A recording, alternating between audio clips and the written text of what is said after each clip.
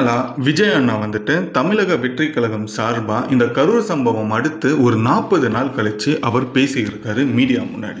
இது கிட்டத்தட்ட நம்ம எல்லாருமே தமிழ்நாட்டில் இருக்க எல்லாருமே வந்துட்டு இந்த கரூர் சம்பவத்துக்கு அப்புறமா விஜய் அண்ணாவோட ஸ்பீச்சை வந்துட்டு நம்ம எல்லாருமே எதிர்பார்த்தோம்.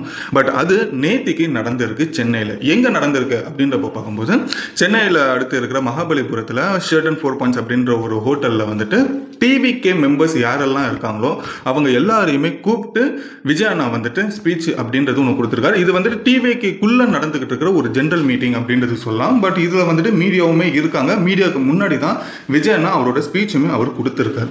அதில் ஏகப்பட்ட விஷயங்களை அவர் ஓப்பன் அப் பண்ணியிருக்காரு. இந்த ஒரு மீட்டிங்கில் விஜய் அண்ணா மட்டும் பேசல, டிவிகேவோட முக்கியமான நிர்வாகிகளுமே வந்துட்டு ஆதவர்ஜனா இருக்கட்டும், அப்புறமா நிர்மல்குமார் அண்ணா இருக்கட்டும், மற்ற எல்லாருமே வந்துட்டு இதை பற்றி பேசியிருக்காங்க. உண்மையிலே கரூரில் என்ன நடந்தது, இவங்க கேட்டது என்ன, ஆனால் அதுக்கு வந்துட்டு போலீஸ் வந்துட்டு கொடுத்தது என்ன அப்படின்றது கம்ப்ளீட் டீட்டெயிலாக ஓப்பனாக வந்துட்டு இப்போ மீடியா முன்னாடி பேசுறது தான் இன்னைக்கு முழுக்கவே பயங்கரமாக வைரலாக போய்கிட்டு இருக்கு. அதுலேயுமே வந்துட்டு ஸ்பெஷலாக யார் பேசினது அப்படின்றப்ப பார்க்கும்போது ஆதவர்ஜனா தான். இது வரைக்கும் அவர் இந்த அளவுக்கு ஒரு ஆக்ரோஷமாக பேசினதும் இல்லை, இந்த அளவுக்கு ஒரு டைரக்டாக டிஎம்கே தாக்கி பேசினதுமே கிடையாது பெருசாக.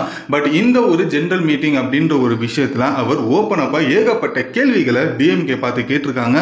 அதே போல் ஏகப்பட்ட விஷயங்கள் என்ன நடந்தது அப்படின்றதுமே சொல்லியிருக்காங்க. ஸோ ஆதவர்ஜனாவை பொறுத்த வரைக்கும் அவர் ஏகப்பட்ட விஷயங்கள் அவர் பேசியிருந்தாலும் அதில் ஒரு சில ஹைலைட்டான ஒரு சில விஷயங்கள் வந்துட்டு இருக்கு. அதில் முதல் விஷயம் கேட்குற ஒரு விஷயம் என்னன்னா, இப்போ இருக்கிற கவர்மெண்ட்டுக்கு, ஏன் தமிழ்நாடுக்கு கூட எல்லாருக்குமே தாவேகாவோட பிரச்சாரத்தில் எத்தனை மக்கள் ஒன்று கூடுறாங்க, எந்த அளவுக்கு கூட்டம் பெருசாக இருக்கு அப்படின்றது இந்த தமிழ்நாடுக்கே தெரிஞ்ச ஒரு விஷயம்.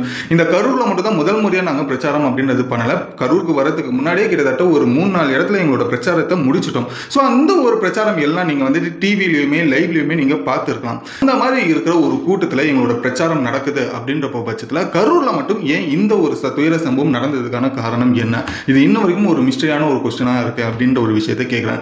ரெண்டாவது விஷயம் என்ன கேட்கிறாருன்னா, நாங்க எப்பயுமே வந்துட்டு பிரச்சாரம் பண்றதுக்கு முன்னாடி ஒரு பர்மிஷன் அப்படின்றது கேட்போம். அந்த ஒரு இடத்துக்கு நாங்க கேட்கிற ஒரு இடமா இருக்கும், ஆனா அங்க வந்துட்டு பர்மிஷன் கிடைக்கிறது வேற ஒரு இடமா இருக்கும். சரி, கிடைக்குது அந்த ஒரு இடம், அது ஒரு பெருசா கிடைக்குதா அப்படின்றது பாத்தீங்கன்னா அதுவும் கிடையாது. இருக்கிறதுல ரொம்ப குறுகலான ஒரு இடமா தான் இது வரைக்குமே எங்களுக்கு கிடைச்சிக்கிட்டு இருக்கு.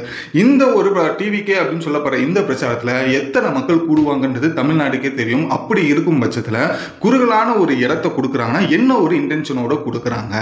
ஸோ இதுவுமே வந்துட்டு ஒரு மிகப்பெரிய ஒரு பிரச்சனையா எவ்ரி ஒரு பிரச்சாரத்திலுமே எங்களுக்கு இருக்கு. நாங்கள் பெரிய இடமா கேட்டால் அதுக்கு ஏற்ற மாதிரி எங்களுக்கு ரொம்ப ஒரு குறுகலான ஒரு இடத்தை தான் எப்பயுமே கொடுக்குறாங்க அப்படின்றது அவர் ரெண்டாவது ஒரு விஷயமா சொல்றாங்க. இந்த ஒரு கரூரில் பொறுத்த வரைக்கும் கூட மிகப்பெரிய ஒரு ரவுண்டான மாதிரி ஒரு இடத்தை கேட்டாங்களாம். பட் அவங்களுக்கு வந்துட்டு நேராக இருக்கிற ஒரு நேரோ ஸ்ட்ரிச்சில் மாதிரி வந்துட்டு ஒரு இடத்தை கொடுத்துருக்காங்க. அதனால வந்துட்டு இந்த மாதிரி ஒரு அசம்பாவிதம் நடந்ததுக்கான ஒரு காரணம் அப்படின்றதுமே அவர் சொல்றாரு.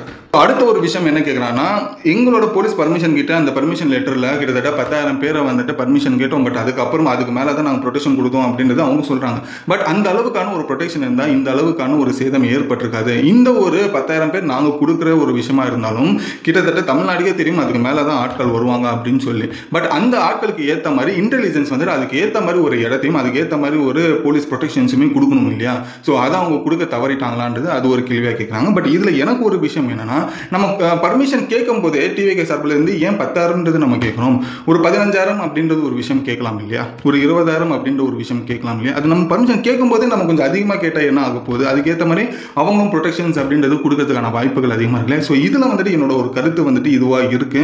பட் அதை ஏன் அவங்க 10,000 கம்மியான ஆட்களை பர்மிஷன் கேட்குறாங்க அப்படின்றது எனக்கு தெரியல. ஏன்னா கடந்த ஒரு ரேலிஸோட டேட்டா தான் எடுத்து பார்த்தோம்னா அதுக்கு மேலே தான் இருக்குன்றப்போ அப்போ பர்மிஷன் கேட்கும்போது அந்த கொஞ்சம் அதிகமாக கேட்டால் கூட இன்னதுக்கு அந்த ஒரு சிம்பிளான ஒரு விஷயத்தை முடிச்சிருக்கலாம் அப்படின்றது எனக்கு தோன்ற ஒரு விஷயமா இருக்கு. அடுத்தது இன்னொரு ஒரு விஷயத்தை பற்றி ஆதவர்ஜனா என்ன சொல்றாங்கன்னா, இது வரைக்கும் கூட 40 நாள் ஆயிடுச்சு இந்த கரூர் சம்பவம் நடந்து. இது வரைக்கும் கூட எங்களால் கரூர் மக்கள் போய் அவங்க ஊரில் அவங்க வீட்டில் போயிட்டு எங்களால் பார்க்க முடியல. இது வரைக்குமே எங்களுக்கு அதுக்கான ஒரு பர்மிஷனுமே கொடுக்கல. தாவேகா தொண்டர்வாங்க யாராவது போனால் கூட தாக்கப்படுறாங்க அப்படின்ற ஒரு விஷயத்தையுமே அவர் சொல்றாரு. இது எந்த வகையில் எந்த அளவுக்கு இது சரியான ஒரு விஷயம்ன்றது தெரியல. பட் அவர் சொல்ற ஒரு விஷயங்கள் இதுவாக இருக்கு. பட் இது இன்னும் அப்ரூவல் கிடைக்காம இன்னும் போகாமல் இருக்கிற ஒரு விஷயத்தினால தான் நாங்கள் சென்னைக்கு அழைச்சி இங்கே வந்துட்டு நாங்கள் பார்க்க வேண்டிய ஒரு சூழ்நிலையாக மாறிச்சு. ஸோ இது எல்லாமே வந்துட்டு எங்களுக்கு கிடைக்கக்கூடிய ஒரு சப்போர்ட் ப்ராப்பராக எங்களுக்கு கிடைக்க மாட்டேங்குதுன்றது அவரோட ஒரு குற்றச்சாட்டாக வச்சிருக்காரு ஆதவர்ஜனா. ஸோ அதுக்கப்புறமா விஜய் அண்ணாவோட ஸ்பீச்சுமே வருது. ஸோ இந்த ஒரு மூமெண்ட் தான் வந்துட்டு கிட்டத்தட்ட ஹோல் தமிழ்நாடுமே வெயிட் பண்ணிட்டு இருக்கு அப்படின்றது சொல்லலாம். ஏன்னா வந்து கரூர் சம்பவம் தாண்டி அதுக்கப்புறம் விஜய் அண்ணா பெருசாக எங்கேயுமே பேசினதே கிடையாது. அந்த ஒரு நடுவில் ஒரு வீடியோ கிளிப் ஒரு 4 நிமிஷம் வந்தது, அதுலேயுமே வாய்ஸ் சரியாக கேட்கல. அதுக்கப்புறமா இப்போ இந்த ஒரு மீட்டிங்கில் என்ன நடந்தது, என்ன விஷயத்துக்காக ஒரு 40 நாள் சைலண்டாக இருந்தாருன்றது ஒன் பை ஒன்னாக சொல்ல ஆரம்பிக்கும்போது அதில் முதல் விஷயமா அவர் என்ன சொல்கிறாருன்னா, நான் ஏன் 40 நாள் சைலண்டாக இருந்தேன், எதுவுமே நான் பெருசாக வந்து பேசலை அப்படின்றப்ப பார்க்கும்போது மற்ற கட்சிகளுக்கு இந்த கரூர் சம்பவத்தில் பொறுத்த வரைக்கும் 41 பேர் இறந்தாங்க அப்படின்றது தான் கணக்கு. ஆனால் டிவிகேக்கு பொறுத்த வரைக்கும் தான் டிவிகே பிரச்சாரத்துக்கு வந்து இவங்க 41 பேர் உயிரை விடல, 41 குடும்பங்கள் இதனால் பாதிக்கப்பட்டிருக்கு அப்படின்றது நாங்கள் பார்க்குறோம். ஸோ மற்றவங்க 41 பேர் பார்க்குறாங்க, டிவிக்கு மட்டும் 41 குடும்பங்களாக பார்க்குறோம் அப்படின்ற ஒரு விஷயத்தை வந்துட்டு அவர் முன்வைக்கிறார். ஸோ நம்ம குடும்பத்தில் யாராவது இந்த மாதிரி ஆயிடுச்சுன்னா ஒரு துக்கம் அப்படின்ற ஒரு விஷயம் 40 நாளில் நம்ம இருப்போம் இல்லையா. ஸோ அந்த மாதிரி தான் நானும் இதில் இருந்தேன்.